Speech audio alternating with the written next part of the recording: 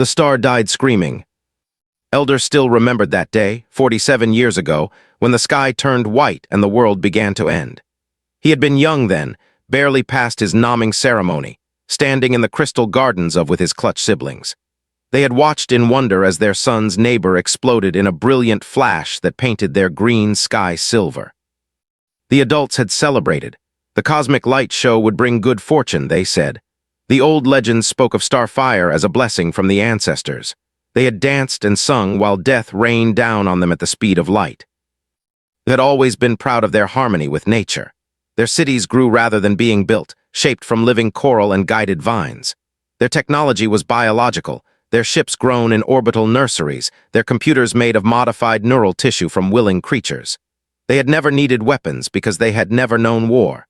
Their greatest achievement had been learning to speak with the great tree minds of their ancient beings that had watched over for 1,000,000 years. But all their wisdom could not stop invisible death. The radiation came in waves over the following months. At first, it seemed harmless. The instruments barely detected it. The tree minds whispered of strange new songs in the soil, but their ancient voices were always mysterious. It was only when the first children were born twisted and gasping that the truth became clear. The starfire was poison. Doctor had been the first to understand. She had spent sleepless days studying the sick children, watching in horror as each new birth brought worse deformities. The radiation was not just killing them slowly. It was rewriting their genetic code, unmaking millions of years of evolution with each generation.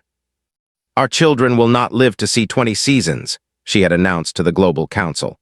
And their children will be worse. The poison is in our very essence now. In 3 generations, we will be too broken to survive. They had faced extinction before. Ice ages had nearly claimed them twice. Volcanic eruptions had once covered their world in ash for decades. But they had always endured because they were together, because they adapted and helped each other. This was different. This was not a challenge to overcome, but a slow death sentence written in their own flesh. They had tried everything. Their best bioengineers worked for years to develop treatments. They modified their reproduction systems, tried to filter the poison from their genes, experimented with radical genetic rewrites. Some attempts helped a little. Most made things worse.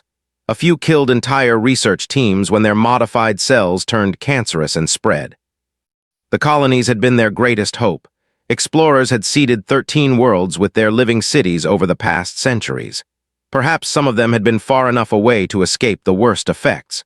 Perhaps their children would be healthy. But the poison had been in the seed ships. It had been in the colonists themselves, dormant but spreading. World after world reported the same nightmare. Deformed children, failing organs, genetic breakdown, the death of hope. By the time the first generation of poisoned children reached adulthood, civilization was already crumbling. Their biotechnology needed constant care and feeding, but the caretakers were dying or too sick to work. Their living cities began to wither. Their ship creatures starved in their orbital nests. Knowledge that had taken centuries to develop was lost in months, as the gene keepers became too weak to pass it on. The galaxy noticed when trade ships stopped arriving. Other species had valued biomedicine and their unique organic technologies. When concerned traders came to investigate, they found a species dying by degrees. The first rescue attempts had been genuine. They brought medical supplies and offered their best doctors. They shared their genetic databases and research equipment. They contributed their vast computational resources to help model potential treatments. But years passed and nothing worked. The poison was too deep, too complex. It was not just radiation damage, but something worse, a cascade of genetic failures that seemed to accelerate with each attempt to fix it. The helpful aliens grew frustrated, then impatient, then hostile. Had been present at the final Galactic Council meeting to discuss aid. He had been sent as a young diplomat, one of the last generation healthy enough to travel between stars. He had stood before the greatest leaders in the galaxy and begged for help. The representative had spoken first. The situation is tragic, but we must be practical. Our medical research has shown their genetic damage to be irreversible. Continued aid would be waste of resources that could help species with actual hope for survival. The delegate had been more direct. Evolution has selected against them. Interfering with natural selection violates the cosmic order. Let them die with dignity. One by one, every species had given their reasons. Too expensive, Too difficult, too hopeless. Other priorities, natural law, galactic resources were limited, they said. They had to help species that could actually be saved. Only the humans had been absent from that meeting. Earth was still isolated in its corner of the galaxy, barely making contact with other species. They probably did not even know they existed. The aid stopped. Trade routes were redirected. Scientific cooperation ended. Within a decade, the galaxy had effectively forgotten that they had ever existed. Occasionally, someone would mention them as a cautionary tale about the dangers of space exploration or the importance of genetic diversity. Now stood in the dying gardens of Sanctuary, the last major colony. Around him, 80,000 of his people struggled to survive on a world whose biosystems were failing faster each year. The children born here rarely lived past their 15th season. The adults worked themselves to exhaustion just keeping the life support running.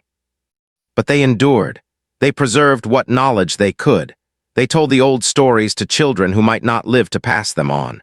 They maintained the sacred groves where the few surviving tree minds whispered their ancient wisdom. They had not given up, even when the entire galaxy had given up on them. Touched the bark of the nearest tree mind, feeling its slow pulse of life. The ancient being was dying too, poisoned like everything else. But in its fatting dreams, he sensed something strange, a whisper of ships in the void, new voices calling across the dark. Someone was coming.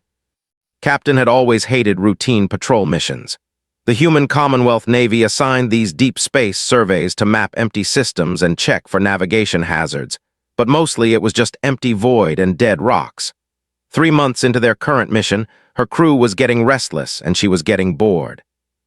The exploration vessel Endeavour was humanity's long-range scout ship, equipped with the most advanced sensors Earth could build. Commanded a crew of 60 specialists, scientists, engineers, diplomats, and marines.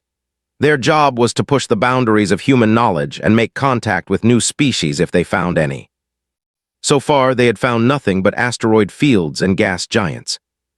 "Captain, we're picking up something strange on the long-range sensors," called Lieutenant Torres from the communications station. His voice carried an excitement that made look up from her daily reports. "Define strange, Lieutenant." Torres frowned at his displays.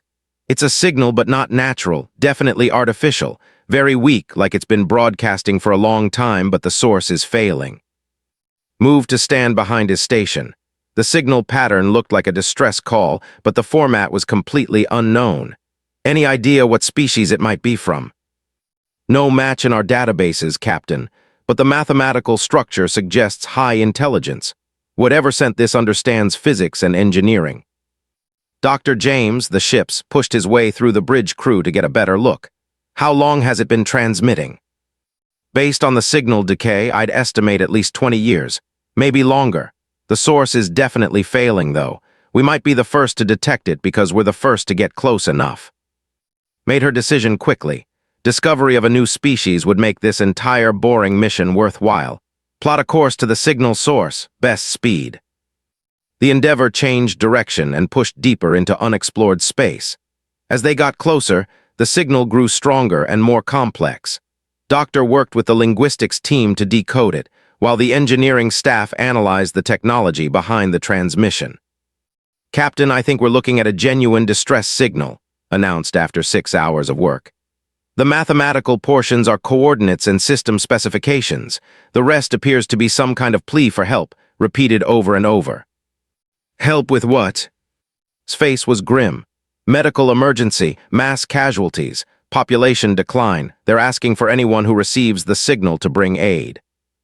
Felt a chill. She had seen enough refugee situations in her naval career to recognize desperation when she heard it. "How close are we to the source?" 12 hours at current speed," replied the navigator. "The signal is coming from the 4th planet in the target system. Sensors show it has an atmosphere and what might be artificial structures." They arrived to find a dying world. Sanctuary was beautiful from orbit, green and blue with flowing clouds and vast oceans. But doctors' detailed scans revealed the truth. The planet's biosystems were failing. Massive areas that should have been covered in plant life showed signs of decay. The artificial structures were clearly in disrepair. "I'm reading approximately 80,000 life signs," reported the scanner operator. all concentrated in a few major population centers. The biosignatures are unusual. Ordered a full sensor sweep while they tried to establish communication. The distress signal was definitely coming from the largest settlement, a sprawling city that seemed to be grown rather than built. When they finally made contact, the voice that answered was weak but dignified.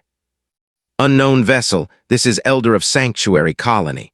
We welcome you to our world, though I fear there is little we can offer except our gratitude for hearing our call.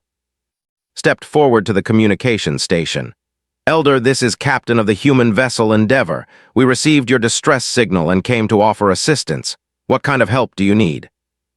The silence that followed lasted so long that wondered if their translation systems had failed. When finally spoke again, his voice carried a mixture of wonder and disbelief. You came, someone actually came, after all these years. Of course we came.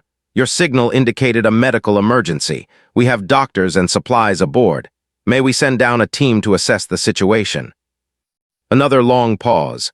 Captain, I must warn you, my people are dying. We carry genetic damage that makes us weak and deformed. Many of your species might find us disturbing to look upon. Are you certain you wish to make contact? Exchanged glances with Doctor, who nodded firmly. Elder, we're coming down. Please prepare a safe landing area for our shuttle. The landing party included Doctor, 3 medical specialists, and a small security detail. As their shuttle descended through Sanctuary's atmosphere, they could see the city spread out below them. It was unlike anything in human experience, buildings that were clearly alive, grown in organic curves and patterns. But many sections appeared to be withering or dead. Elder met them at the landing pad, had to control her expression when she saw him. The leader stood almost 7 feet tall but moved with obvious difficulty. His limbs seemed too long for his body and bent at strange angles. His skin had a gray tinge that spoke of illness, and his large eyes held a weariness that seemed bone-deep. Welcome to Sanctuary, Captain.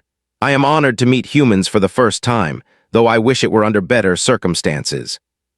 Stepped forward and offered her hand in greeting. Looked puzzled for a moment, then carefully reached out to shake it with his own elongated fingers. The honor is ours, Elder. We're here to help however we can. Led them through the city, and's heart broke a little more with each step. The they passed were clearly suffering. Many adults walked with assistance or showed visible deformities. The few children they saw were worse. Some could barely move, others showed severe developmental problems. It began 47 years ago, explained as they walked. Our neighboring star exploded. The radiation poisoned us at the genetic level. Each generation becomes more damaged than the last. We estimate our species has perhaps 50 years before we become too broken to reproduce at all. Doctor was making notes and scanner readings as they walked. What medical interventions have you tried? Everything our science could devise and everything our former allies could suggest. We were once part of the galactic community, you see. Many species offered aid in the early years. His voice grew bitter. But when their treatments failed and our situation became hopeless, they abandoned us. The Galactic Council officially designated us a lost cause 15 years ago. Stopped walking. They just gave up on you. Resources are limited, they said, must be allocated to species that can actually be saved. Natural selection had marked us for extinction. Interfering would be wasteful and contrary to cosmic law. His large eyes met. 87 species signed the accord to cease all aid to my people. We have been alone ever since. Felt anger burning in her chest. Doctor looked equally outraged. Elder, we need to examine your people and study your medical records, all of them. I want to understand exactly what this genetic damage looks like. You truly intend to help us? His voice was barely a whisper. Even knowing that the greatest medical minds in the galaxy have declared us beyond saving. Looked around at the dying city, at the suffering people, at this proud leader who had somehow maintained hope despite decades of abandonment. Elder, you clearly don't know humans very well. When someone tells us something is impossible, that just makes us more determined to prove them wrong. For the first time since they had arrived, Elder smiled. It was a broken, weary smile, but it held the faintest glimmer of hope. Perhaps, he said quietly, the tree minds were right. They whispered that help would come from the void. I thought they meant death, but perhaps they meant you. This report reached Earth 3 days after her return to the Endeavor.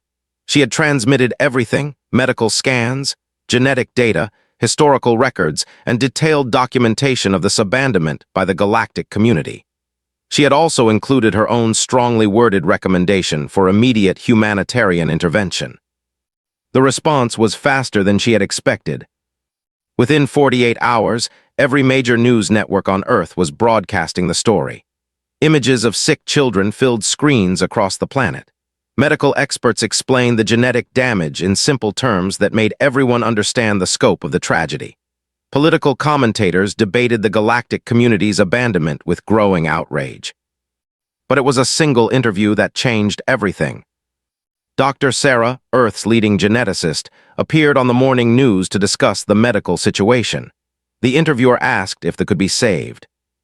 "The damage is extensive," admitted, "but it's not impossible to treat. The radiation caused cascading genetic failures, but with modern gene therapy techniques, we should be able to repair most of it. The real question isn't whether we can help them. The question is whether we will." "What do you mean?" Eyes flashed with anger. 87 alien species looked at these people and decided they weren't worth saving. They wrote them off as a lost cause and walked away. Meanwhile, I'm looking at their genetic data and seeing problems we solved decades ago when we cured Huntington's disease and genetic muscular dystrophy. The aliens weren't wrong about the being difficult to save. They were wrong about difficulty meaning impossibility. The interview went viral within hours. Social media exploded with demands for action. Medical research facilities offered to contribute staff and resources. Military veterans groups pledged support for any rescue mission. Children's charities organized fundraising drives. President called an emergency session of Parliament 3 days later. The vote was unanimous. Operation Lifeline would launch immediately. Watch the mobilization from orbit around Sanctuary, where she had remained to provide ongoing communication with the response was staggering. Earth's largest hospital ships were retrofitted for alien biology. Transport vessels were loaded with medical equipment, construction materials, and enough supplies to support a small colony for years. Doctor arrived with the first wave, leading a team of 200 medical specialists. They set up a research facility in Sanctuary's largest empty building and began intensive study of living volunteers. "This is remarkable," told after her first week on the ground. "The genetic damage is complex, but it follows predictable patterns. It's like a cascade of dominoes falling. Fix the first few, and the rest will stabilize themselves. I can't believe nobody else figured this out." Helped coordinate the growing human presence on Sanctuary. Engineers worked alongside builders to repair the failing city systems. Human teachers documented culture and knowledge before it could be lost. Agricultural specialists studied the dying biosystems to understand how they could be restored. They themselves seemed stunned by the scope of human assistance. Elder spent his days moving between different project sites, watching in wonder as species-ending problems were tackled with cheerful human determination. "Your people work as if saving us is a simple task," he told one evening. "Do you not understand how hopeless our situation was?" Smiled, "Elder, humans have a saying, the difficult we do immediately, the impossible takes a little longer. We've never been good at accepting that something can't be done." But not everyone was impressed by humanity's efforts. The galactic community watched Operation Lifeline with reactions ranging from puzzlement to open scorn. Emergency sessions were called in the Galactic Council as reports of human activity in space began to spread. Ambassador of the was the first to formally object. His species had been among the first to abandon and he clearly felt that human intervention reflected badly on that decision. "The humans display dangerous emotional thinking," he announced to the council. "They waste precious resources on a species that natural selection has marked for extinction. This sentimentality will be their downfall when they face real challenges." The delegate agreed. "We studied the genetic damage extensively. Repair is impossible with current technology. The humans will learn this through expensive failure, but at what cost? Those resources could save thousands of viable lives elsewhere." The representative was more direct. "The humans are new to galactic politics. They do not understand the hard choices required for survival. This foolish gesture will teach them that emotion is a poor guide for resource allocation." The debate grew heated as more species weighed in. Some expressed mild sympathy for human efforts but predicted failure. Others worried that successful treatment might make their own abandonment of the look callous. A few suggested that human intervention was actually harmful because it gave false hope to other, impossible cases. Human Ambassador Rachel listened to hours of criticism before finally requesting permission to speak. The Council granted it with obvious reluctance, was still new to galactic diplomacy, and many species viewed humanity as naive children playing at adult politics. Stood slowly and looked around the vast chamber. Representatives from 87 species stared back at her, most with expressions of polite condescension. "Honored representatives," she began, "I've listened to your concerns about human involvement with the... I understand that your decision to cease aid was based on careful analysis and practical considerations. You determined that their situation was hopeless, and you acted accordingly." Murmurs of approval rippled through the chamber. It seemed the human was finally showing proper understanding of galactic realities. "However," continued, her voice growing stronger, "I believe you fundamentally misunderstand human nature. You see a species marked for extinction by cosmic bad luck, and you calculate that intervention would be wasteful. We see people who need help, and we ask not whether it's cost-effective to help them, but how we can help them most effectively." Ambassador interrupted. "Sentiment is a luxury, Ambassador. Resources are finite. Every effort spent on impossible cases is effort stolen from achievable goals." Smiled. "Ambassador, you call it sentiment. We call it humanity. The same emotional thinking that drives us to help impossible cases also drove us to cure diseases you couldn't cure, solve engineering problems you couldn't solve, and explore regions of space you considered too dangerous. What you see as weakness, we see as our greatest strength."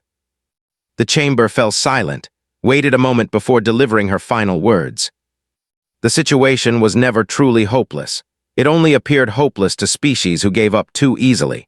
Natural selection didn't mark them for extinction, cosmic bad luck did. And we're about to show the universe that bad luck isn't permanent when someone cares enough to fight it. The transmission ended, but words echoed across the galaxy. Some species dismissed human arrogance. Others began to watch Operation Lifeline with new interest. A few quietly began reviewing their own impossible cases with fresh eyes. On Sanctuary, Doctor's team achieved their first breakthrough. A young volunteer born with severe limb deformities and failing organs, became the first test subject for the new gene therapy. The treatment worked. Within weeks, twisted limbs straightened, his organ function improved, and his pain disappeared. More importantly, his reproductive cells showed normal genetic patterns. Elder wept when he saw the results. For the first time in 47 years, a child might live to see healthy children of his own. The impossible was becoming possible, and the galaxy was beginning to take notice. 2 years after Doctor's arrival on Sanctuary, the impossible happened. Was born healthy.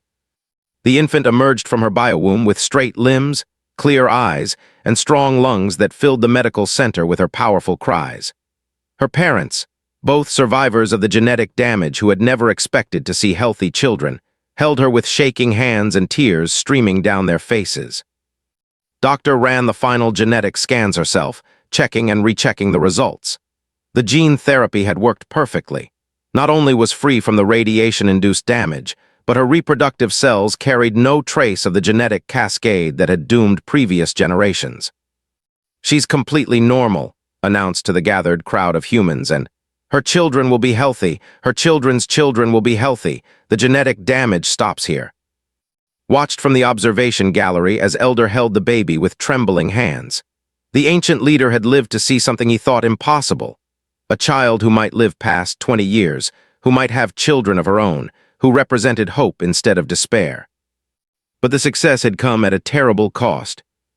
The gene therapy required 3 rare elements that could only be mined from the cores of dead stars.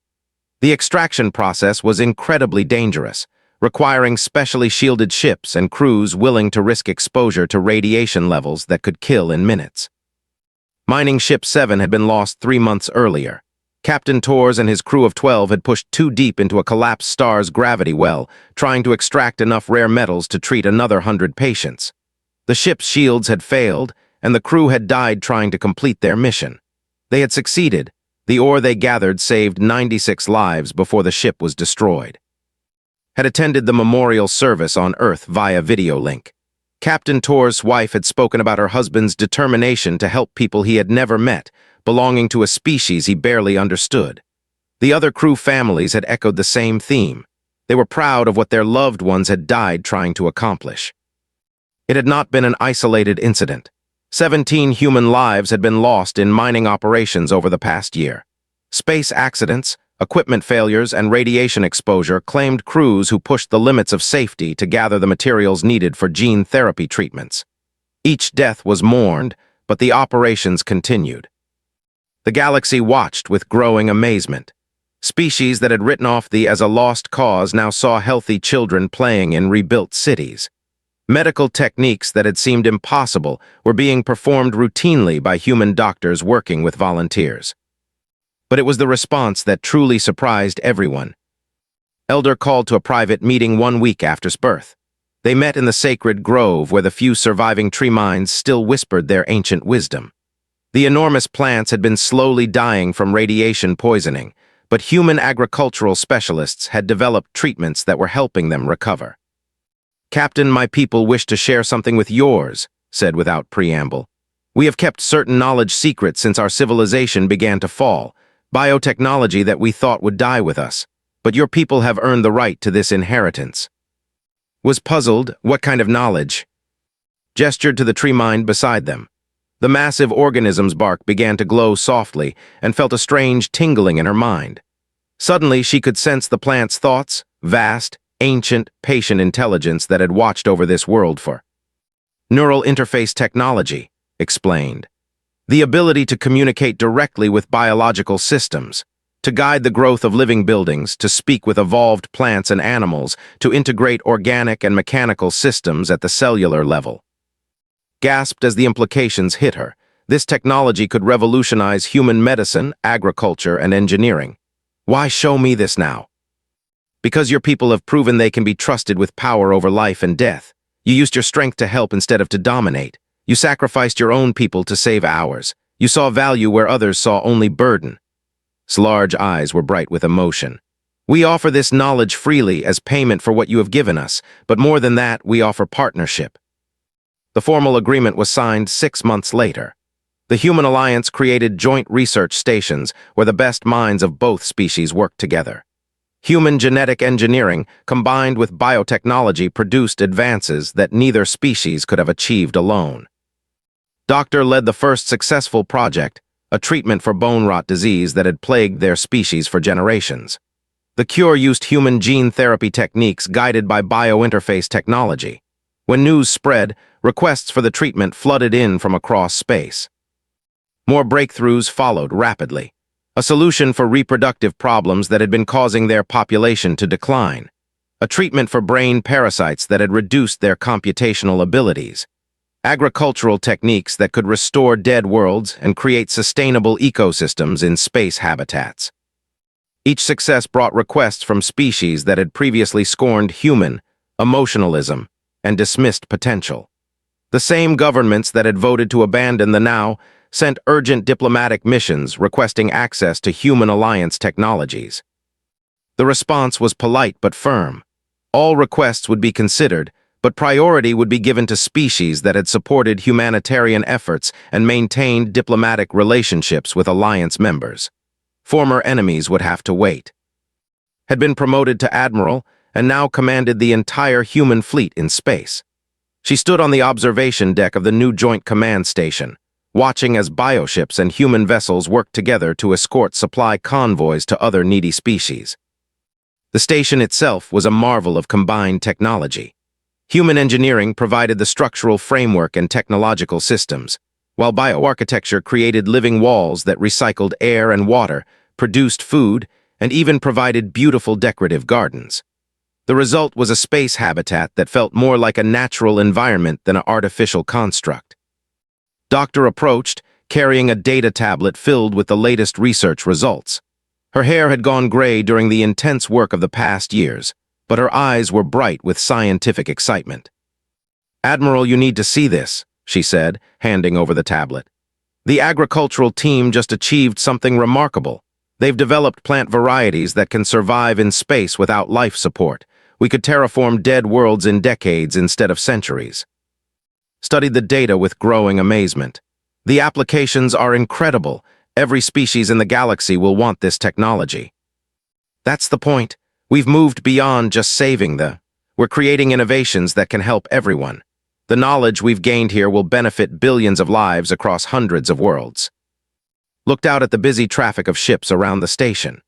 Human and crews worked side by side, sharing knowledge and techniques that were advancing both species far beyond what either could have achieved alone. The irony is perfect, she mused. The galaxy abandoned them because they seemed worthless. Now those same worthless people are the key to advances that everyone desperately wants. Smiled. Sometimes the things we think are impossible turn out to be just difficult. And sometimes the people we think can't be saved turn out to be the ones who save everyone else. A communication alert sounded across the station. Activated the holographic display to see Elder's image appear. Behind him, she could see the restored cities of Sanctuary, now bustling with healthy of all ages. Admiral Doctor said with obvious pleasure, "I have wonderful news. Our population analysis shows that births now exceed deaths for the first time in 47 years. Our species will survive. More than that, we will thrive." Felt tears in her eyes. "Congratulations, Elder, your people have come so far." "No, Admiral, our people have come so far, human and together, and this is only the beginning." 5 years after Captain had first heard the distress signal, the galaxy looked very different. Admiral stood on the balcony of the human embassy on Restored, watching children play in gardens that bloomed with impossible beauty. The planet that had been dying when she first arrived now thrived with life that combined the best of both species' knowledge. Trees that had been poisoned by radiation now grew stronger than ever, their bioluminescent flowers creating patterns of light that shifted with the music of their internal thoughts. The children playing below were a mix of species. Healthy youngsters ran alongside human kids whose families had come to work on. A few young played with them, children of diplomats who had come to negotiate for alliance technologies. All of them wore the breathing masks that let them safely enjoy each other's atmospheres. "Hard to believe this was a dead world not so long ago," said Doctor, joining on the balcony. The geneticist had become the Alliance's chief medical officer and spent her time traveling between species, applying techniques developed on to solve problems throughout the galaxy. Nodded, watching a group of children chase butterfly creatures that sparkled with bioengineered light. "Elder tells me the tree minds are happier than they've been in centuries. Apparently, having multiple species to talk to has given them new perspectives on existence." "Speaking of perspectives," said with a smile, "you should see the latest reports from our diplomatic teams. Half the galaxy is requesting alliance membership, and the other half is begging for medical assistance." It was true. The technologies developed through human cooperation had revolutionized everything from medicine to agriculture to space travel. Diseases that had plagued entire species for centuries were being cured routinely. Dead worlds were being restored to life in decades instead of. Space habitats that could support multiple species comfortably were being grown like living gardens. The transformation had been most dramatic in the political sphere. The same Galactic Council that had written off the as worthless now desperately wanted access to their knowledge. Emergency sessions were being called regularly as species competed to gain Alliance favor. wrist communicator chimed with an incoming priority message. She activated it to see the familiar face of President calling from Earth. "Admiral, we need you back here for an emergency session. The Galactic Council has requested another meeting about Alliance technologies, and this time they're not taking no for an answer." Sighed, "What's their position now?" "They're claiming that Alliance technologies are so advanced they create an unfair advantage for humanity and our allies. They want mandatory technology sharing under Galactic Council oversight." Laughed bitterly. The same council that refused to help the wants to control the technologies that saved them, that's rich. Was already mentally preparing for the political battle ahead. Any support from other species? Growing every day. 17 species have formally applied for Alliance membership, and another 32 have signed mutual aid agreements with us. The ones who want to force technology sharing are mostly the same ones who voted to abandon the originally. The emergency Galactic Council session took place 1 week later. attended as the Alliance military representative, while Elder represented the directly. The old council chamber had been expanded to accommodate new member species and observers, many of whom were openly supporting the Alliance position. Ambassador of the stood to present the council's formal demand. His species had been among the most vocal critics of the Alliance, despite desperately wanting access to Alliance medical technologies for their own people. The human alliance has developed capabilities that threaten the balance of galactic civilization, declared. Technologies of this significance cannot be controlled by a small group of species. The Galactic Council demands that all alliance innovations be shared equally among all member species. Elder rose slowly to respond. In the 5 years since had first met him, the leader had been completely transformed. The genetic treatments had restored his health and strength, but more importantly, success had given him dignity and confidence. He no longer spoke as a desperate petitioner, but as the representative of a powerful and vital civilization. Ambassador, said with quiet authority, your species had 47 years to develop these technologies yourself. Instead, you declared my people hopeless and abandoned us to extinction. The humans succeeded where you failed, not because they were lucky, but because they refused to give up when the problem seemed difficult. Skin flushed with anger. The situation was impossible to solve with available technology. No reasonable analysis could have predicted success. No, interjected, standing from her seat. Human analysis predicted success. We looked at the same data you did and reached the opposite conclusion. The difference wasn't in the technology available. The difference was in our willingness to try. She activated a holographic display showing the current status of Alliance territories. Dozens of worlds now bloomed with life that had been restored using Alliance techniques. Billions of beings lived healthier lives because of medical advances developed through human cooperation. You're asking us to share freely what we developed through sacrifice and hard work, continued. But where were you when we needed rare metals for the gene therapy? Where were you when we lost 17 mining crews extracting materials to save lives? Where were you when we spent years and fortunes developing these technologies that you now want for free? The chamber erupted in arguments as different species took sides, but the noise died quickly when Elder raised his hand for silence. I will address this matter simply, he announced. The Galactic Council had the opportunity to help save my people. 87 species voted to abandon us. You declared us unworthy of assistance and walked away when we needed you most. His large eyes swept the chamber, fixing on each delegation that had voted against aid years earlier. Today, we are partners with humanity in the greatest medical and scientific advances this galaxy has ever seen. We offer these innovations freely to species that have demonstrated friendship and compassion. But those who abandoned us in our darkest hour will find themselves at the end of a very long list. Stood again, his voice tight with frustration.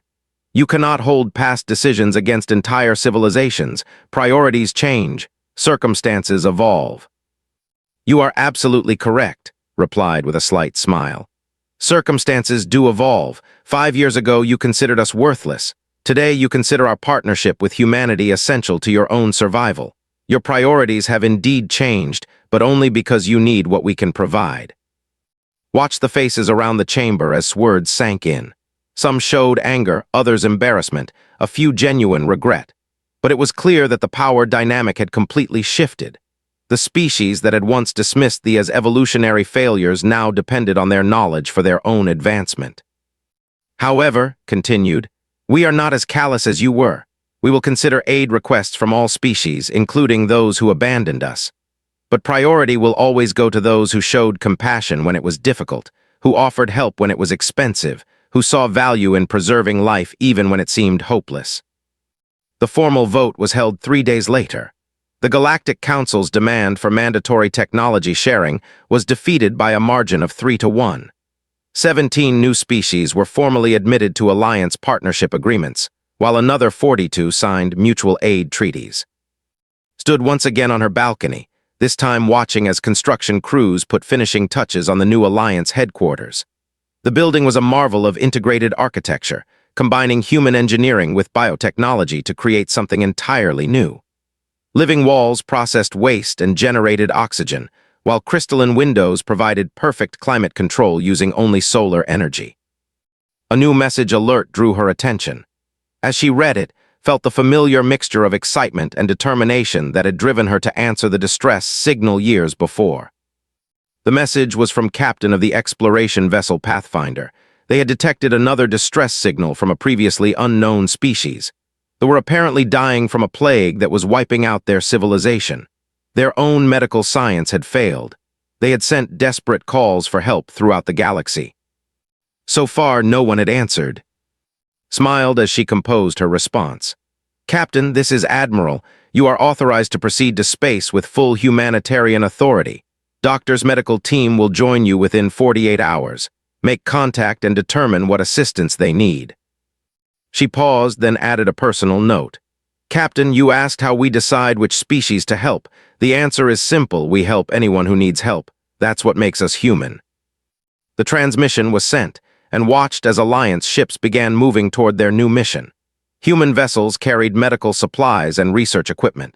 Bioships contained living laboratories that could adapt to alien environments. Ships from 17 other Alliance species contributed their own unique capabilities. The galaxies forgotten and abandoned now had champions. Word was spreading through every sector that no species would face extinction alone as long as the Alliance existed. The same determination that had refused to give up on would be applied to any species that needed hope. Elder appeared on her private communication channel, his image showing him standing in the restored capital city of. Behind him, could see the spires of the new Alliance Medical Research Center, where scientists from dozens of species worked together to solve problems that had once seemed impossible. "Admiral, the Tree Minds wanted me to share something with you. They say that the universe is vast and full of suffering, but it is also full of beings who choose compassion over convenience. They believe this choice creates ripples that spread far beyond what anyone can see." Looked out at the ships heading towards space, carrying hope to another dying species. "Tell the Tree Minds that humans understand about ripples. Sometimes a single act of kindness can change the course of history." "Indeed," replied with satisfaction. 47 years ago, my people were dying and forgotten. Today, we are partners in the greatest alliance this galaxy has ever known. Tomorrow, they will discover that they are not alone either." The communication ended, leaving alone with her thoughts and the vast beyond her balcony. Somewhere out there, another species was about to learn that impossible problems sometimes just needed someone stubborn enough to refuse to accept impossibility.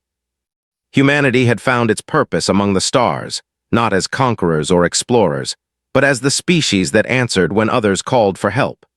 And judging by the growing list of distress signals being detected throughout the galaxy, they were going to be very busy indeed.